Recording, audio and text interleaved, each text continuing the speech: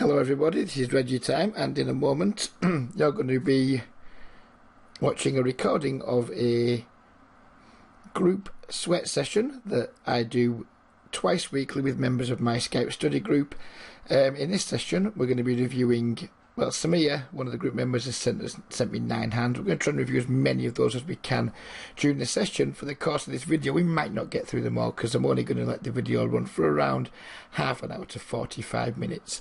If you like what you see in the video and you think you'd like to take part in one of these group sessions, please get in touch with me and I'll explain to you how you can go about joining my Skype study group and subscription service. The next voices you'll hear will be the voices of Samir, James, Pat, Rich and Ryan, and hopefully you'll enjoy the discussion that we get into with the hands.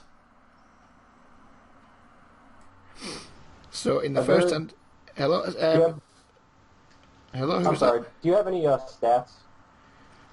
Well, any reads or stats will have to come from Samir if there are any. So we'll be relying on Samir. If you can't remember Samir, it doesn't matter. It's not a major issue. If you do have any.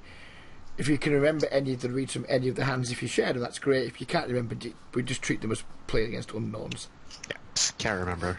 No worries, don't worry about it. So, as we play through each hand, if you tell us the spot where you want to review from, then we can do it. Remember, that's a very standard open, so we're not going to sit and talk about that. Right, so I guess the first thing is the donk bait, isn't it? Mm-hmm. So obviously, as I said, we've got no reads here. So, and we obviously that we don't know how, we've no timing tells anything like that. So when you get donked into here on this board, multi-way, what were you kind of think? Were you starting to get worried, or were you happy to call? Did you contemplate raising? What was your instinct? Gut says to raise, but I thought about it, and if I raise, I feel like I only get called by hands that either have really, really good equity or are going to be beating me currently.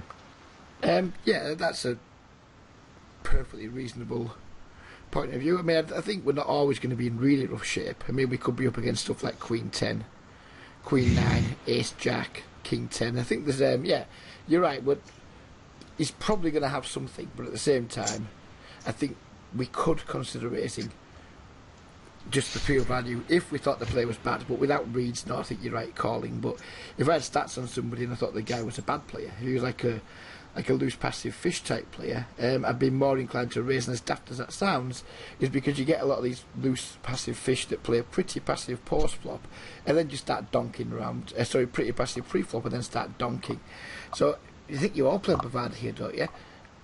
Yes. This is Bovada. Against a typical player pool, what's donking ranges look like? If you had to give a population read, we'll start with Ryan. If you had to give a population read of people's donking ranges in multi-way pots, what would you say they look like, Ryan? I'd say it's pretty polarized. And I was just noting that this is like a pot-sized donk too. It's a little funny when it happens multi-way in pots like this, because I've seen a lot of people just come up with nothing. So it's polarized in the sense that they either will do it with a really good draw, as sort of like a blocker bet, or sort of like in a sense to take it down, or it's like a set. You know what I mean? Something strong. But it's more often to me on the population read a weak hand when they do that, actually. So it's a little bit strange. So that's a bit confusing because you've kind of said it's a weak hand, but it's a draw, but it can be a set. So basically what you said it's sort of polarized, but it's more, to me, it's more polarized towards the end of, like, usually in a spot like this, I would take the same line of calling just to keep the range wide and, see what happens on later streets. But I wouldn't be, like, too afraid of a donk bet like that.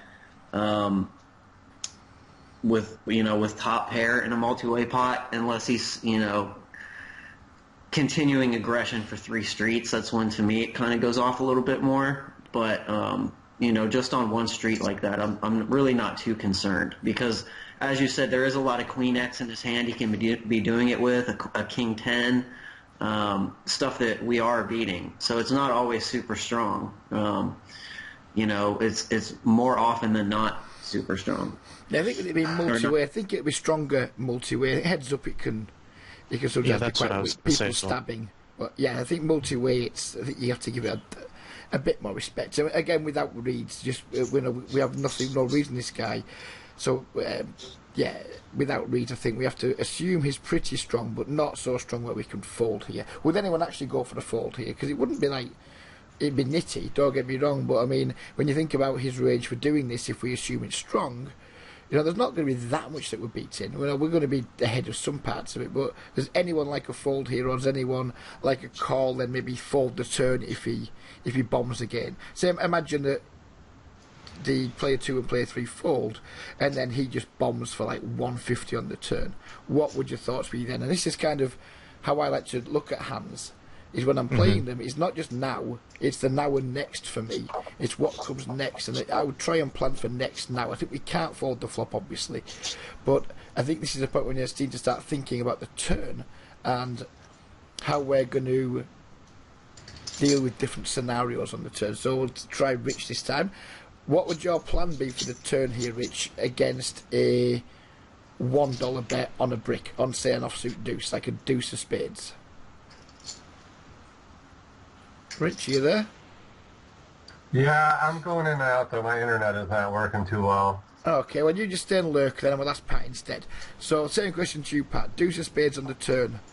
What would your plan be for something like that and a $1 bet? I would call. I actually think a lot of times when he dogs the North, it's Queen X. Like Ryan said, I think it's polarized. I think it's a lot of straight draws and a lot of Queen X. So the thing is, it's not polarized. If he's got draws and top pair, he's not polarized, is he? That's the thing. And I don't want people thinking we're like in the group using all the wrong terminology. I mean, polarized to me is something like ace queen sets and then some complete airball. Once people start having just decent top pairs in the range and draws, they're not polarized all of a sudden because they're not really. There's no air in the range. I mean, polarised is top of the range, bottom of the range, nothing in the middle, isn't it? If we're talking about people who are betting draws and talking about people who are like donking top pair or better, then I would say that is a polarised range. So we just need to be, if you're using words like that and you're not really sure what they're meaning, you need to kind of just go away and think about what that means when people talk about being polarised. If you're reading forums, or you're talking to other people and they're saying they think someone's polarised and you're not understanding what it means, then you might be learning the whole thing wrong. And that's not to patronise any of you guys there, but polarised is like the two ends of a range. It's the polar opposites. If people have basically got no air but top pair plus and draws, that wouldn't be a polarised range. So just be careful when you're using words like that we're actually using them in the correct context. And I'm aware how awfully patronising that sounds, and I don't want to sound patronising, but at the same time I don't want you guys reading forums thinking polarised means draws and top pair plus, because that's not what polarised is. Polarised is a whole bunch of fucking nothing and a whole bunch of nutted stuff. So I just wanted to clear that up in case it's doing people's heads and who's watching it thinking, wow, this fucking moron hasn't even picked up on the terminology. So yeah, so if we can move on to the turn, and we've got to slow the speed down because that was pretty damn fast. Hopefully them two get out of the way. So that's pretty much a brick turn. He's got the dollar bet. I promise I haven't watched this. So you bet the dollar, we've established that. So now what about the river? There's in the pot, there's basically effective stacks is the pot size bet left. What's the plan on the river if he shoves on a brick? And we'll go back to you, Samir, as it's your hand. What was your plan here? So on a brick, I feel like I'll call most sizings. If he checks, I'm going to on a brick. If he checks on a brick, I'm going to assume he has Queen X, and I'm going to bet for value. But if he if he shoves the river, I guess I'm not really sure. Yeah, I think if he shoved the river, I think I'd probably fold on most rivers, to be honest with you, because he's repping a really strong hand, and I'm just not that into just calling bet shove lines with top pair good kicker. I think we just end up getting owned too much there, because I think people will maybe bluff twice, bluff flops, bluff turns, but it takes quite a lot of courage to bluff rivers. And unless the guy's like just a complete maniac, if we're going to assume he's got a little bit of, he's a sensible player, or not even a sensible player, but a typical sort of 5-L, 10-L sort of like passive-ish player, when it comes to rivers, that's when the bets really are polarised. Because I think if we got to the river and he shoved here, I would be looking at the bottom of his range being something like ace queen for value, and then maybe just some like king 10 that's completely whiffed, or maybe he's got some kind of like flush draw that's picked up on the turn. Maybe he's got like 10-9 of diamonds or something like that might decide to bluff the river. But yeah, I think you deciding to fold the river if you shove would probably be the best play. Then I'm going to try to not make this go so fucking fast in case something does happen on the river. So we call. But I feel like I also want to say if I'm calling on the flop, I feel like I should call the $1 bet on the turn. Yeah, I think we have to. Yeah, and I know the idea why this isn't playing through now. The hand appears to have crashed, so we just. You could click the river button, maybe. Let's see. It's not the most stable of sites, this is it. I think if you mess around with the player too much, it just fucks you off and just says, you know what, I've had enough for you now. So we'll just get through to the river.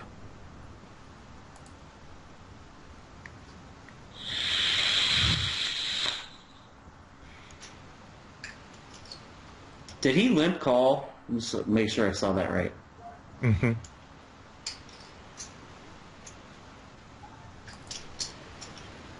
Right, so we've rivered the two pairs. So now I think it's a question of call or raise, isn't it? So we'll go to. How are you doing with your internet, Rich? Can you hear us? No, Rich might be struggling. So we'll go, Ryan. What do you do here, Ryan? We're shoving or are we just calling?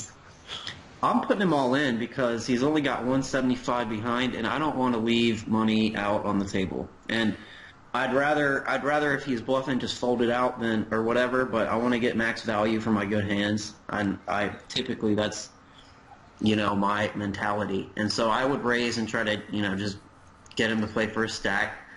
And I just I think with the limp call, he's just got a lot of queen X in his range now. I think more about it, and yeah, I'm going to call there. So what about you, Pat? Before we ask Samir what he did, raising or just calling, buddy? I would raise. I mean, I don't think there's that much in his range that has a speed, especially with the river. I mean, he might have had Queen Jack, and even if he has Queen Jack, he's still going to pay us. Ace 10 isn't likely, and I don't see 4-4, 5-5. So I think we can comfortably raise and for value. Yeah, I think this is a pretty. It's not an easy shove because it's like the amount of worst hands I can call. There are not too many worst hands. I mean, I guess you might just call with ace queen. Queen Jack definitely doesn't fold. You can definitely have King Jack as well. King 10 might call. So yeah, I think we have to shove, but I don't think we're going to get called that often. So what did you think, Samir? I would have liked to have raised, but I think I called because I was scared of the 10-9. Okie dokie. No, okay, no, you put the raise in. You did it. You went with it, sir. Does it show you what he had in the end or not? Results don't matter, but no, it's not going to show us. If you scroll down, it might show what he had. If that's what, sorry? If you scroll down to where the text of the hand on the bottom of the page. Ah, right, okay. Might show what he mucked. No. If it does, I can't see it. It's going to look really bad on the video, so no. It don't matter anyway, because results don't matter. We got the shove. So right, that's interesting to me that you said now that you think you would just have called, but you actually shoved. So what's changed from when you played the hand to now to make your opinion different on it? Do you think?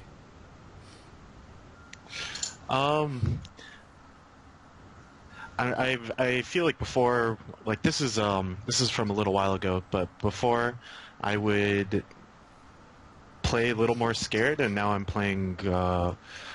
I'm betting more rivers for value or for thinner value instead of just like when I'm 100% sure I have value. Good stuff. So a little that's the sort of improvement. thing that we want to be doing as well. You see tons of threads on the internet of people saying how to improve your red line. value raising rivers like that. That's how you improve red line. Because people just fold. They're going to fold a bit if they don't. I mean, you either improve your red line by shoving, or you win more money. It's really good, and that's how you do it. People just make too many tight just calls on rivers, or you'll see lots of people on forums checking back rivers because they'll say, "Oh, I don't think I can get called by a worse," etc. The single easiest way for most microstakes players to improve your red line, if that's an issue for you, is literally just bet more rivers for value, raise more rivers for value. So yeah, that's just a point that we've been talking about in the Facebook group today. So I thought I'd mention, because that was like a good spot. That's where you are going to improve your red line. You're either going to improve your red line or improve your green line by doing that. I think just calling would have been too weak, so good on you for shoving. So now we've got this next hand, the ace 10. Min raise the button, we get 3-bet, and we are very deep. So when we get 3-bet here on Bovada, what kind of ranges are the typical, this is a 10NL hand, is it? What kind of range is a typical 10NL regular table Bovada player like re-stealing from the blind with? Is it a tight, is it like linear, is it depolarized, or is it polarised? Is it like an awful lot of ace, king, and then a fair bit of like some like rubbish, like top of his folding range type stuff, like ace 8 suited and things like that? Yeah, I tend to assume it's pretty linear, and most of the time they're 3-betting with only like the very top of their range. But if I'm calling here, I probably have some information on this player, and I think he's been 3-betting a lot. Yeah. And also it's 3-handed. Because normally I would never call this with ace 10. So it doesn't matter if it's 3-handed, 6-handed, or 12-handed. It's just button versus blind, isn't it? So that's the thing you hear a lot of people say, oh, it's 3-handed, we have to play a lot looser. We don't, it's just the button. The button's the button, whether there's 3 players at the table, whether there's 5, whether there's 7, whether it's full ring. If it falls to you on the button, it's just the button, and it doesn't matter how many players have been at the table before you, because they've all folded. It's just a steal spot, isn't it? But I understand the point you're making. Given how deep we are, at what point, what would be like the point where you say, that's too big, I'm not going to call that bet? Because I think even if you're right and he has just really good hands here, the fact is he only has to put 4.5 more blinds in, and the fact we're 180 blinds deep means that I think I'd be calling here with like a napkin and the bloody rules of bridge on the cards. We don't really need, our hand doesn't matter at this point, does it, for this sizing, unless we're considering 4-bet bluffing, I guess. But at what point would you be like, you know what, I don't really want to call this amount pre-flop with this hand against that range? I guess in most situations that's my default, is that I would not call this even blind or button versus blind. It would take like a specific read on an opponent to make me call this. So I'm assuming that's wrong. There's no rights and wrongs. It's just I think the deeper we are, the more inclined we should be to play a wider range in 3-bet pots, especially when we're going to be in position. Just because stack depth and position are going to allow us to put tons of pressure on him in lots and lots of ways if we wanted to. And that's not to say we should always do it, but just when we're as deep as this, we can use that to our advantage, and we should be looking to use it to our advantage. Part of like the skill of poker isn't just playing 100 blinds deep and thinking about pre-flop. I mean, when we're this deep, we should be able to win the pot a hell of a lot of the time. Just because we're going to be able to get to rivers and represent some pretty cool hands, because we're deep, because he's out of position, because he's going to always have to make his move before us. We could do lots and lots of really cool things, and unless he flops incredibly well or has something nutted by the time he gets to turn in the river, we're usually going to be able to put a ton of pressure on, even on some of his very best hands. And I'm not sure, I have no idea how this board's going to run out, but for example, if it came down pretty low and suited, and then the turn card, put all kinds of different potential hands in there, any kind of low and middle cards, we can get to represent all of those if we think he is on quite a, pretty much all high cards and big pairs. If we think he's only got high cards and big pairs most of the time, when these boards come down low and wet, we can get to have all kinds of fun with people. And it's just something that I think a lot of people just don't do. And it's something that I love doing. About anything else, it just makes poker a lot more fun. And it looks like the looking things crashed again, so we'll try and go to the flop if it's going to let us. Oh, this software's rubbish. It seems to me if you pause it for any period of time, it just refuses to let you continue showing the hand, which is a shame. So we'll try not to pause it for as long. We'll try not to, or I'll try not to wibble on so much.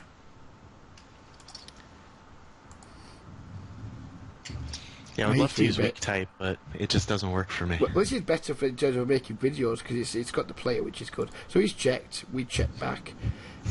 Why did you check back there? I thought if I c-bet, I'm not folding out any of the draws. I'm not folding out any better hands. Well, we don't mind. We want draws to call. We just don't want draws to call and hit, do we? I mean, if he's there with kings with the king of hearts, we want to make a bet that makes it wrong for him to call, and then we want him to call. And then we don't want him to hit a heart, or we don't want him to hit a king. If he's there with jacks with a heart or something, that's something I hear a lot where people saying, I want them to fold the draws. You don't. You absolutely do not want people folding draws. What you want is you want to be giving people the wrong price to draw, and then you want them to draw. So if he's got, say, pocket kings with the king of hearts here, we could just bet like 80, 90 cents, something like that, dollar even. He's not folding it, and he's not getting anywhere near the right price. He's got 12 outs, and the pot's going to be laying him like 6-4, something like that, and he's a 5-1 dog to hit on the turn. Well, or maybe he's about 3 or 4-1 dog to hit on the turn. Sorry, what was that? Yeah, that makes sense. Let me say something real quick because I can kind of get on board with the check if you think about how he might respond, and I don't think this hand is strong enough to withstand a check raise on this board, but I do think that it has good showdown value. So at the same time, of wanting to make the draws pay, I can also understand the check here if you just don't think you have any fold equity and you want to, prevent the check raise if you don't think you can, call that. And get the showdown a little cheaper. Well, I don't mind just bet fold in this store, Ryan. I mean, if I bet here I get raised, I'm just whatever. I'm just going to fold it. I don't have a major issue with it. So I'm not worried about getting raised. What I'm thinking now is, if I've got the best hand, I want to charge draws. I do not want somebody in there with some random heart. I don't know, whatever it could be that he could have, that we're ahead of with a heart that just gets there for nothing. So I'm seeing this flop, and I'm thinking, I'm going to value bet. I want to bet, and I want to bet for value from heart draws. And if he's only got high cards in his range, that means, or we think he has, if he's got a heart, he's probably going to call most bet sizes that are reasonable. So I just bet fold $1 here, and I wouldn't think twice about it. I wouldn't worry, because I'd be more concerned about letting a heart come off on the turn. Any heart on the turn, it completely kills our hand stone dead, and we're just in, just basically go to showdown mode and just hope he doesn't have a heart then. So I would actually have bet here. We didn't, which is, I understand the reasons for not doing it, and this fucking... Can I just say something about the flop too? Yep, okay. I think it's important to think about how many streets of value you're going to get to. If he does have, pocket kings with a king of hearts or king queen with a king of hearts, any bricks, we're only going to get 2 streets. We're only going to get 2 streets, and we're only going to get flop and turn as well, aren't we? So right, you're right. Yeah. I think we need to, and maybe he c-bets kings with a king of hearts. I'm just using that as an example. Because I think if I had kings with a king of hearts here, I'd probably want to try and keep the initiative and make a bet. For sure. So I don't think he necessarily has kings with the king of hearts. I was just using that for the example. Right, or even like king queen with the king of hearts or something like that. Something like that. Yeah, that we're ahead of. So yeah, I just think we need to bet here. I think we're giving up way too much.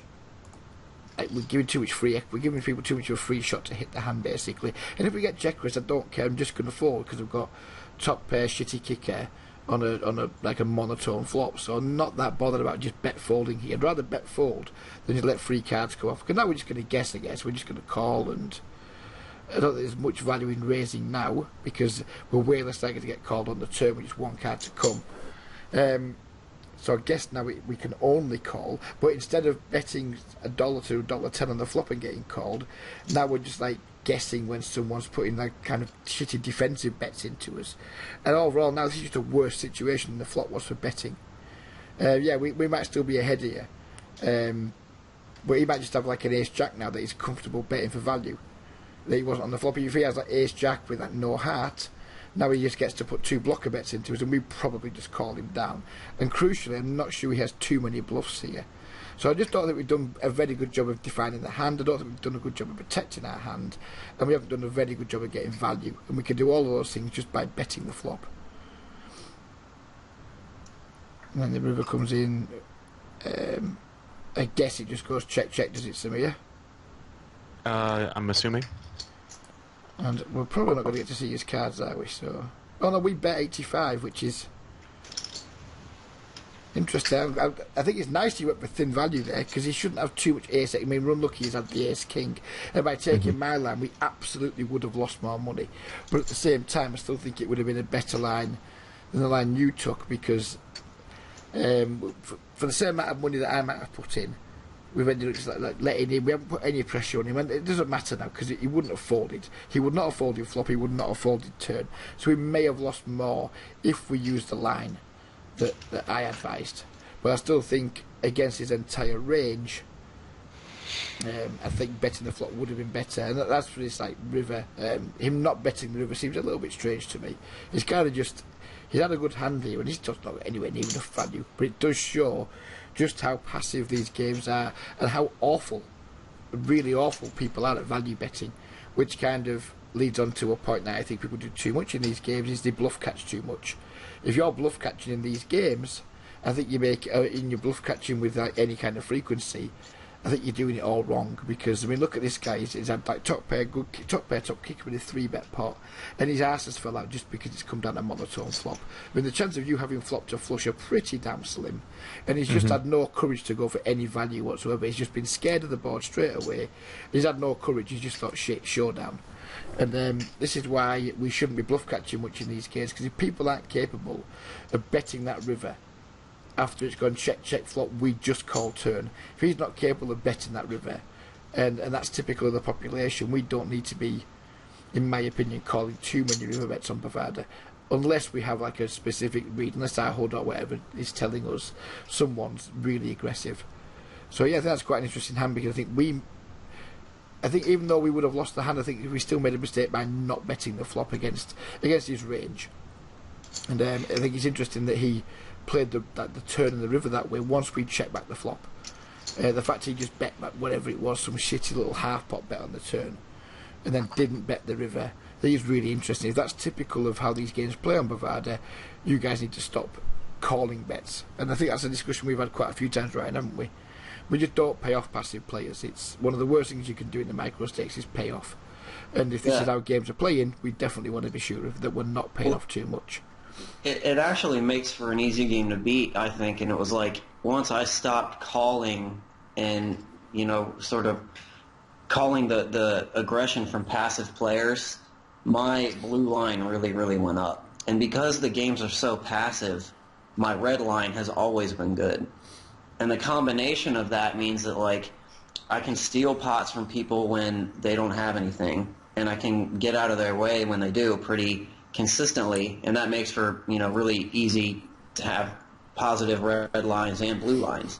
Yeah, so I think it makes you play better too, doesn't it? It's just really because your graph was quite swingy at one point because you were bluffing too much and you were paying off too much, weren't you? And now I think from what I've seen of you, you're much more happy just to lay down to aggression now, and that was a big problem of yours. You just never ever used to give anybody any credit, did you? And, I thought everybody was bluffing. So. Yeah, in fact, it's probably not the complete opposite, but it wouldn't be far from being the complete opposite. So we'll do one more hand for the purpose of the video, because it's just took us 28 minutes to do 2 hands. And then we'll end the video, but we'll finish the session. So here we are, we've got the King, Queen. Hopefully we won't have to reload the hand again, but I wouldn't be surprised if we do. This looks like the same hand as the first one we did. Yeah, that is. It is. How come it's come up twice? Who knows? Right, we'll get rid of that one then, and we'll move on to this one. Oh, this one's the same one again, isn't it? Is it? It is. Nope. Oh, no, it's a different suit. It's a different one. Good stuff. I must have clicked the same link twice, sorry about that. Ah, so someone's limped. We're going to go for the isolation raise, I presume. Good stuff. Call, and we brick the flop. I don't know if this is relevant or important, but like when you've told me this before, Reggie, when we were doing some of my reviews, like video reviews, that when you make your isolation against like a single limper, you use 5 big blinds, and that's something. That's something that's always worked well for me. And then you said something like on your pure value sort of hands, like usually it's just like a regular raise of 4 big blinds. So I don't know if that. What I keep doing is I keep making it bigger and bigger and bigger. I was playing a session earlier, and there's this guy who's limp calling. First he limp called 5 big blinds, so the next time I made it 6, he limp called that, and I got him all the way up to, I think it was like 8 big blinds, and then he finally folded. So that's what I'll do. I just keep, if people want to just keep calling my massive isolation raise, I'll just make them bigger and bigger and bigger, because why wouldn't we?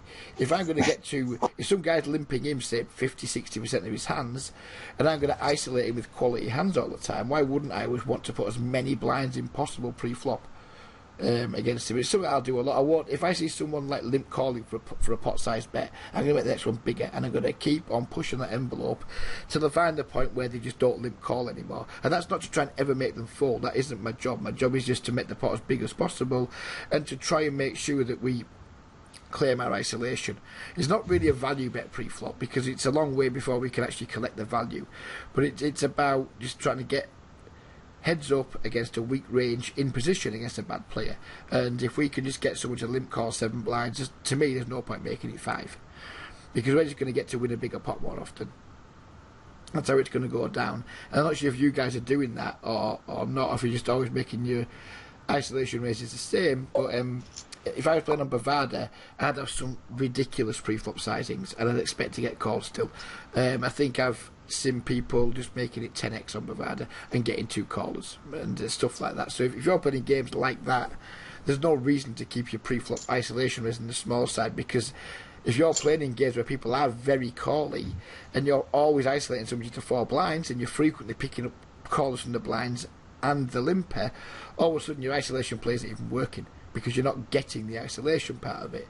So we need to just keep them isolation bets up as big as we dare, really, and just keep pushing the envelope. Just see how far these guys will limp and call. And if you play a zone, you're not going to find that out. But if you're at a regular table and you sit in with a guy for an hour or 2 hours, that's something you can definitely toy around with. And don't just keep making it 4x. Because I think I've watched quite a lot of your videos, Ryan, where you've been making it 4x, 5x, and you're still being attracting 3 or 4 callers. Well, the reason I mentioned it is, like, when I do the 5x, I have more success than when I do 4x of actually getting heads up with the limper. Yeah. But when I do 4x, I'll typically get multiple callers. Well, that's a key part of the isolation play, is actually claiming your isolation. If you're making bet sizes pre-flop that aren't isolating players, you need to make it bigger anyway, because the whole point of isolation is that we get heads up with bad players, usually in position, and our C-bets just work way more effectively. Everything we do just works way better against one player. Once we're in a multi-way pot, we're kind of hamstrung into making a hand almost. Whereas it heads up, you can try lots of things. We can still C-bet bluff against one player, even if you think it's a bit of a calling station. Even calling stations, they have full buttons. They don't always just call down with everything. So everything just works better in heads-up pots. And one of the things I do better than a lot of regulars, I think, is I get people heads up way more often. I get to isolate fish and actually genuinely isolate them more often, because I'm the one that's in there making it 5.5 and 6 blinds. And you'll see regulars will be getting dead fucking angry with you. They'll be typing stuff in the chat box, and you can see they're getting frustrated. But for me, that's what I want. I don't want regulars to be able to tag along behind me and then all of a sudden we're playing a 4-way, 5-way, multi-way hand with the fish. I don't want that. I want the fish all to me, because that fish has got a little egg timer over his head, and I don't want to share it with anybody else. I want him all to myself, and if I've got to make it 6 or 7x pre-flop to achieve that, that's just what I'll do. And it's a little bit more high variance. It can be very frustrating if we keep isolating fish with high cards and then never hitting. It can be really, really frustrating. It can be quite tilting to inexperienced players. But still, without question, it's, in my opinion, claiming your isolation is much better than having a standard raise size that no one's respecting, and you end up going multi-way. Because all you end up doing a lot is getting to the flop, multi-way, there's anything from 16 to 24 blinds in the pot, and the only way you can then win that pot is by having the best hand, and that isn't what we want to do, because there's way too much variance in that. You want to be getting heads up, and you want to be using your skill against one player. So that's why I'm glad you picked that up about the isolation risk, because I would have made it bigger, Samir. I would have made it at least 5x, because I don't want to be picking up all these callers. And now we've got the infamous min donk. So what are you guys thinking when you see these min donks? And we'll start with Pat. What do you think of the min donk, Pat? Yeah, I would agree. I think it's really weak. Maybe like a smaller pair. Maybe like 2s, 3s, 4s, 5s, 6s. I don't think min donks are jack X that much. Usually when it's like a pot-sized donk, you can throw in some more top pair hands. But, I mean, here, there's not really a flush draw out there either. I would say a lot of times when there's a flush draw on the board, it's usually that. Yeah, but go on, buddy. Sorry, I didn't want to interrupt you there. Yeah, no, I just think a lot of times it's air, and here a lot of smaller pocket pairs. This is the way I deal with min donks. I think I probably spoke to a lot easier about it. Maybe not you, Samir, because I think we've only had one session. But anyone that's had more than one session with me, they'll know. I just treat these like checks, literally like a check. If somebody min donks to me, I ignore it, and I just do whatever I would have done had it checked to me. So had this checked to me in a multi-way pot, I probably would have made a small stab. You know, I probably would have bet something like, if it was 62 in the pot, I'd have made like a 35-cent bet, something like that. So I'm going to ignore this bet, min donk and this call. And I would probably just raise this to like 45 or something now. And if I get 3 bets, so what? It's no different to being check raised. I wouldn't just call here, I don't think, because what we do, we just dribbling chips away, hoping to hit an ace or hit a 10, we might dribble some more chips away. It's just not very positive. It's nothing good can happen by just calling, really. And but I think it's something that can throw a lot of people. So just treat them like checks. Any guys who struggle with min bets, just treat them like checks and go ahead. Now, if somebody bets 2 or 3 big blinds, we can't treat them like checks because our raises are much bigger. But when they're just min betting, look at the size of the pot, or the 72 in the pot. How much would I bet if there's a check to me into a 72% pot? I'd probably bet about 45, just hoping to pick the pot up. So that's what I'd raise to now. Does anyone think that's not something they would do? And if you don't think you would do it, why is that? And that's not necessarily on this board text, just against min donks in general. Do you think that will help you going forward, dealing with min donks, rather than just sitting there looking at them and getting frustrated by them? Nope, no one's there wanting to respond to that one. I think something like this is your classic example of something polarized. Like, I always feel like when they min bet, like min donk like this multi-way on a board like that, it either means they have nothing and they're making like a really, really fishy bad attempt at like a bluff to get everyone to fold to the 7 out there, or it's like they have the 7 and they don't want people to fold to them, and they don't know how to value bet. But I see a lot of weird, fishy things happen when the board pairs like that, especially multi-way. In multi-way pots, paired boards, they're not nice to deal with. But again, I think it still stands here. If he's got a 7 and he's like min-donking to trap me into raising, good for him, because if he'd checked, he'd have got the same response. He would have just got a bet that he could check raise.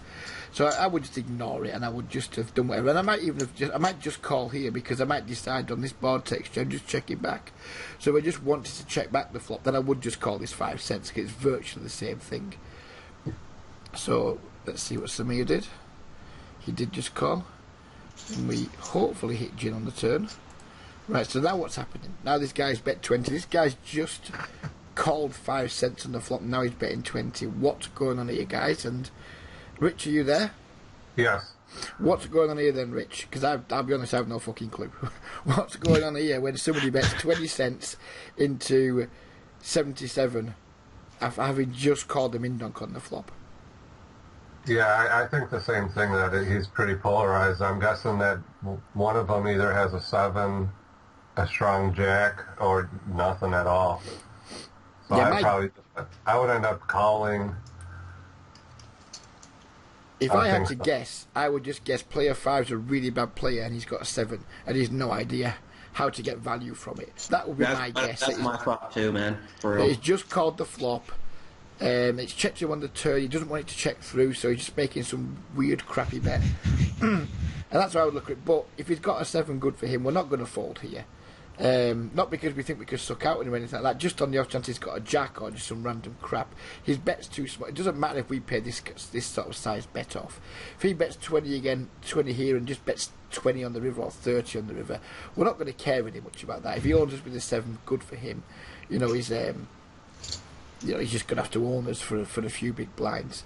But this were my take at this point would be this guy's probably got some kind of 7 and he's just really, really shit at value betting. That's how I would see this. Does anyone have a different view? Does anyone think he's always got nothing here, or does anyone think he might just have a jack? I would also include like some smaller pocket pairs. You think he was still have an ace range too? Yeah, you can clearly have an ace, yeah. So you said pocket pairs to me. What kind of pocket pairs do you think would do this on the ace turn? And why wouldn't he, if he's kind of wanting to put some more money in the pot with the pocket pair, why didn't he raise the flop? Because I'm interested you said that, because, who knows? It's such a weird line. He can have literally anything, so Christ knows what he's going to turn up with. But I wouldn't really think pocket pairs are you personally.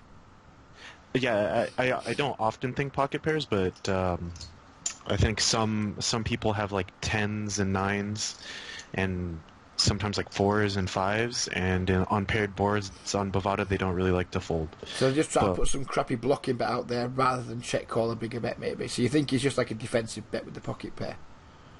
Sometimes, like a smaller percentage. Yeah, that makes sense. Yeah, it makes sense that he could be doing something like that. He's scared of the ace, so he's kind of put a defensive bet out. I can get on board with some players being bad enough to do that for sure. But we call, which I think we have to do, and then see that was made like a much more significant bet. So now what are you thinking? And we'll go to Pat. Yeah, I think he has his range is weighted toward a lot of 7s, especially when he pots the river. It's almost like he feels that he's missed the value throughout the hand, and this is kind of like his last chance to get some fat value. This is typical of a fish. I think you're right there. It's typical of how a fish would like slow play, get to the river, and then just fucking desperately try to make up for missed value. I think some fish would be a bit scared of the spade, but yeah, I personally wouldn't call this. Now I don't know if Samir calls it or not. I genuinely don't know. But if we're talking about a population read on fish, this looks a lot like a 7 to me. If it's not a 7 and he ends up bluffing me, well, good luck to him. I'm just going to give him credit, because typically against the fish population, we're going to be in rough shape here most of the time, I think. Does anyone think it's a call? And that's not, if you do, that's fine. I'm not looking for an argument over it. But if someone can make a good case for calling, I'm more than happy to listen to it. I don't have a good case for calling, but if I did, it would be simply out of curiosity. The thing is, curiosity it's cost you a lot of big blinds for curiosity. What's this? It's 23 big blinds.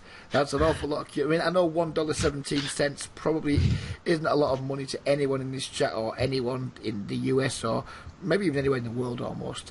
But we can't think in terms of it's only $1.17 I want to see. It's 23 big blinds, and that's a lot of big blinds to make back. Just because you want to see what he's got, Mm-hmm. So yeah, I think that'd be a bad reason to call Ryan, but I do understand, because I bet you're not the only one who would, at least honest enough to say it, because there'll be lots of people out there who would just call this just because they want to know what's happened to them. They know the beat, but they want to know how the beat. So anyone else call for any other reason other than just satisfying curiosity? I think it would depend on the game flow and how the guy was playing before, if I would call it or not. So if this guy had been like pretty bad in an aggressive way, you'd maybe think about calling here. Yes. Yeah, I could get on board with that a little bit too. I think the thing that gets me is the call, the flop, the small bet turn, the pot, the river. I think it was you that picked up on that, wasn't it, Pat? I think when fish pot rivers in small pots, it's usually them trying to make up for missed value rather than them trying to buy the pot. But who knows? I mean, this is the problem with Bovada. We're never going to get these reads. We've only ever got these population reads, and they're unreliable at best, aren't they? Right. And I just want to add one more thing too, if you don't mind. That's fine. I wouldn't call in this spot, but I think if there was a different villain who was capable of betting like a smaller ace, trying to bluff us off of a chop, then that would be like one of the few circumstances I would call. Yeah, absolutely. If you think he's capable of doing that, yeah, there will be reasons for calling. In some, if we've got like reads on people, there's going to be reasons for calling this sometimes. Just without reads, I think it's probably going to be a fold. I think, but Yeah. if you played with a guy for a while and you've seen him turning up with like ace five and shit like that in spots like this, then yeah, absolutely calling's the right thing to do. You might even Right. try and raise him to get him off a chop. I doubt it. I think I probably would just call, but who knows? So we're going to play this on to conclusion. I'm going to end the video, but us guys will go through the last five. And we don't know if we folded. I think you made a good fold there, Samir. So if you were looking at that thinking, should I have folded or not, I think you've got almost universal agreement that we should have folded there. So nice one, sir. My big question was probably on the flop. Because I normally, or it's like 60-40, I'll raise that to about like 60 cents if they donk bet into me. Yeah, I think I would have. Yeah, I think I might have raised. And then just if we get re-raised, it's just the easiest fold in the history of the world. It's just not a big problem. But I think if that board checked to me, would I maybe try and fire out a bluff? And I think, yeah, I would on the board as try as that against two fish. Just to collect like the dead money. If someone's in there with 8-9 and someone's, or maybe 8-9 even calls. If someone's in there with 8-6 and some other guy's in there with like King 10 or something like that. I'm happy just to have them fold them. If they're never going to bluff with them and they're only ever going to like just wait to hit, we may as well just collect the dead money in the pot. It's like an old beluga whale concept. C-bet to collect dead money. I think that's a fine spot. I'd check to a C-bet to collect some dead money. I'd have no issue with that. So when people min-donk, I would just extend my theory of treat min-donks like checks, and I would raise to collect dead money. And if someone's just got a 7 or they've got something they're not folding, just sucks for us. So sometimes C-bets don't work, do they? It's not the end of the world. It's only small C-bets, a small pot. We don't mind getting raised off it. You know, it's not really going to be a big deal to us. But we're going to end the video there, so thanks guys for that. Don't hang up the call though guys, because we're going to continue and go through the rest of the hands. But I hope people have got this one in the video, enjoyed it, and if you do want to join the group, there's loads of ways to get in touch with me, so please just do that, and hopefully we'll see some of you soon in the group taking part in some of these sessions.